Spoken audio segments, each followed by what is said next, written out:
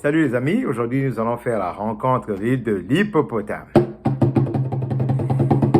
Alors l'hippopotame peut vivre entre 40 et 50 ans. 40 ans quand il vit tout seul, mais quand il est en captivité, il peut vivre jusqu'à 50 ans. L'hippopotame, lui, il est long de 3 mètres et demi, et puis il peut être, sa hauteur peut être de 1 mètre et demi.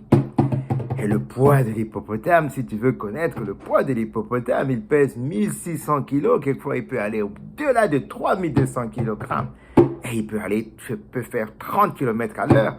Quand il reste dans l'eau comme ça, sur sa tête, il a les yeux, il a le nez, il a les oreilles. Mais quand il décide de rester plus longtemps dans l'eau, alors là, il ferme ses oreilles et puis il ferme son nez. Mais quand il finit, évidemment, il se fatigue de rester sous l'eau. Après 5 minutes, il peut donc ouvrir son nez et puis ouvrir ses oreilles. Et quand il veut aller manger, il aime manger dans la nuit. Dans la nuit, il sort, il peut aller sur une distance de 10 km pour broyer l'herbe.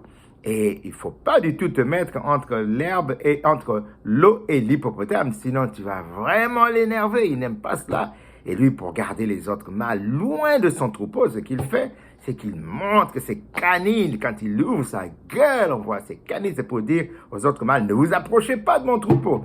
Et puis, ce n'est pas tout. Ce qu'il peut faire également pour garder les autres mâles loin de lui, parce que c'est ça, ces gens-là, ils peuvent venir nous déranger. Alors, pour les garder loin, ce qu'il fait également, il fait du grand bruit dans l'eau. Et puis, il lance des petits cris aussi comme ça, juste pour dire, hey, ne vous approchez pas de mon troupeau. Et alors, maman hippo, elle, quand elle met bas, elle peut mettre bas tous les 2 ans. En tout cas, tous les 2 ans, elle peut mettre bas. Et quand elle met bas, son petit, elle fait souvent un seul bébé hippo.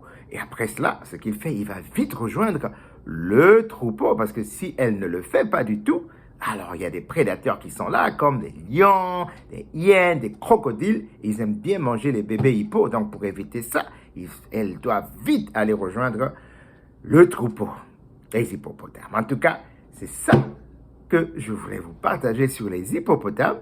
C'est tout pour aujourd'hui. On se retrouvera la semaine prochaine. N'oubliez pas, le titre c'était « Rencontre avec l'hippopotame ». Au revoir et à très bientôt.